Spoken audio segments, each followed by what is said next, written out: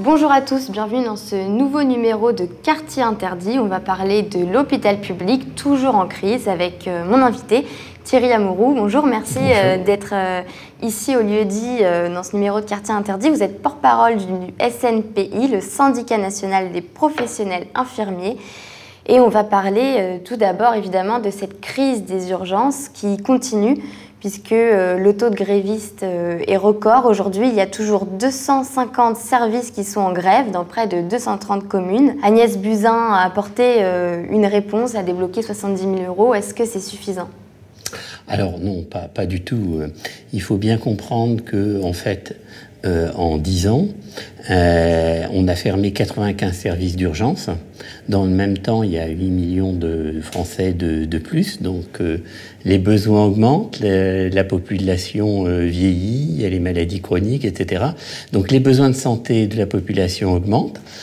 En ville, les médecins libéraux n'arrivent pas à assurer parce qu'eux aussi ont une vie et du coup, les gens affluent sur les urgences s'ils veulent avoir une réponse à leurs besoins de santé. Et dans le même temps, on n'a pas augmenté les capacités d'accueil et aujourd'hui, on est sous l'eau, quoi. Par exemple, vous avez un service qui est conçu pour 130 passages par jour. Ils en sont à 300 aujourd'hui, donc on peut pas repousser les murs. Il y a eu 100 000 lits qui ont été fermés en 10 ans en France. Et c'est pour ça qu'aujourd'hui, quand des personnes viennent aux urgences, nécessitent une hospitalisation, il n'y a pas de lit dans l'hôpital. Donc du coup, ils restent sur des brancards pendant des heures, voire des jours. Le record, ça a été 5 jours.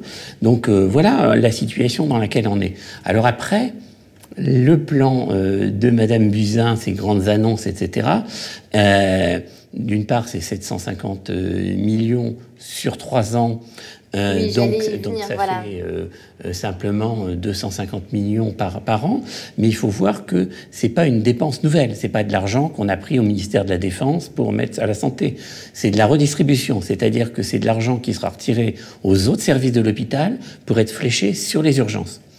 Et tout ça dans un cadre global où chaque année, on retire de l'argent à l'hôpital.